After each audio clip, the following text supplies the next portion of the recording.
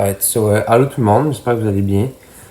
Aujourd'hui, on se retrouve pour parler du nouvel événement hot qui arrive, qui vient tout juste d'arriver sur NHL 21. Donc, c'est l'événement Hockey Fantastique. Moi, je l'appelle Hockey Fantastique Grind.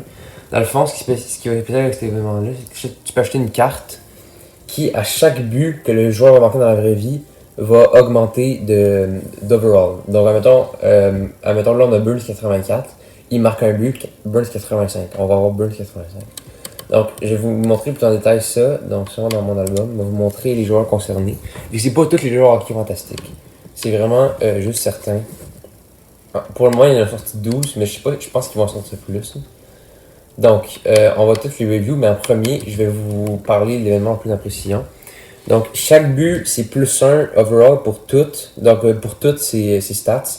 Sauf l'accélération à la vitesse, c'est plus 0.5. Donc là, on a Jack Eichel. S'il marque un but, tout genre son shot, ses mains passent à plus 1. Mais son accélération et sa vitesse vont avoir un plus 0.5. Donc, il va passer de 81 à 81.5. Si le joueur atteint 95, ses énergies vont donner 2 points. Donc, par exemple, équilibre et magie dans le cas de Jack Eichel, il donnerait 2 points. Alors qu'à ce moment, il en donne 1. Mais pour ça, il faut qu'il en donne 95. Fait qu'il faut qu'il marque quand même une coupe de but.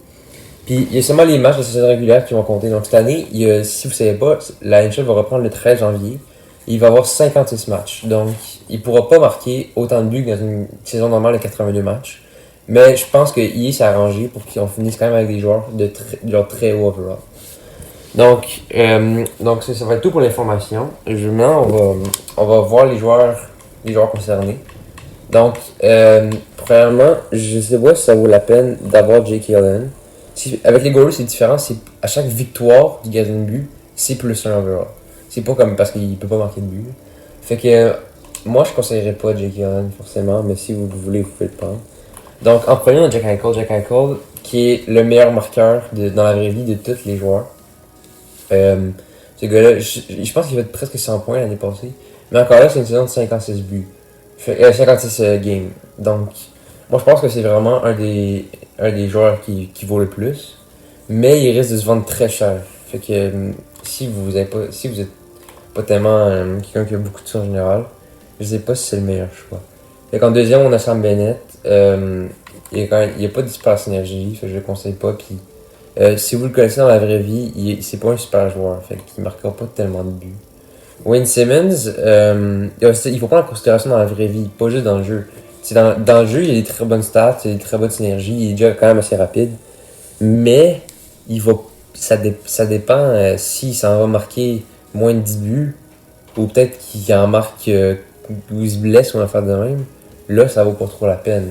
Mais il a rejoint récemment les Maple Leafs, puis s'il peut jouer avec Matthews et Marner ou Tavares, puis marquer beaucoup de buts, je pense que ça pourrait vraiment être une des cartes qui est la plus forte. Ensuite, on a Keller. Keller, c'est aussi une carte très forte. Il y a des bonnes synergies. Puis en plus, je pense que c'est le deuxième meilleur marqueur avec Eichel des cartes. Ensuite, on a Carter qui a une bonne carte vu qu'il a abusé, mais sinon, il est correct. Allen, que j'ai parlé tout à l'heure. Raquel aussi, qui pourrait être pas pire. Même si j'aime pas trop ce signe. Non, quoi, il y a des détonateurs, c'est quand même bon. Mais ouais. Horneck aussi. Horneck, c'est un défenseur. Fait que les défenseurs ne vont pas forcément autant marquer de buts que les attaquants. Mais il peut être aussi très fort. Cole, je pense que si Cole c'est un centre, peut-être Pony Keller ce serait mieux si vous voulez un centre. Ensuite on a Pionk qui est défenseur. Et Burns, ils ont des cartes similaires je trouve. Sauf que Pionk est distributeur. Mais sinon, c'est pas des. Quoique Burns il peut surprendre. Ces cartes-là risquent de donner cher, fait que je les conseille pas, mais si vous voulez, vous pouvez pas les voyer. Puis Slavin qui est le plus haut overall. Maintenant, je vais vous montrer en ce moment les prix. Et en ce moment, j'ai 20 000 POC. Je vais vous montrer les prix. Les prix. Ils viennent de sortir, fait que c'est sûr que ça va baisser. Mais regarde, on va aller en salle de vente. Je suis allé voir un petit peu tout à l'heure, là, puis ça fait aucun sens. Là. Ok, donc on va aller dans Hockey Fantastique. Donc, regarde, Horneck, il se vend 199 000.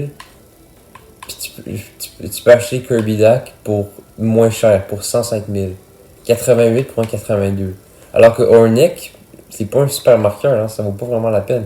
Kala, je peux un petit peu plus comprendre, mais c'est beaucoup trop cher, 300 000.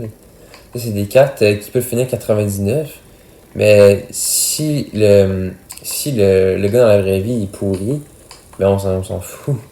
C'est Jake Allen, attends. Jake Allen, pour de vrai, il se vend 280 000, il se vend beaucoup trop cher, achetez-le pas, là. Si vous le paquez, bravo, mais achetez-le pas, achetez-le.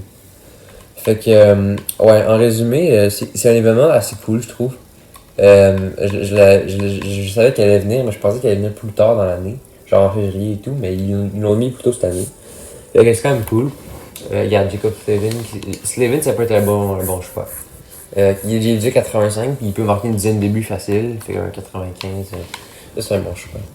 Fait que ouais, si vous avez vraiment beaucoup d'argent à mettre, vous pouvez pogner les 90 Kaliev ou les 88 DAC.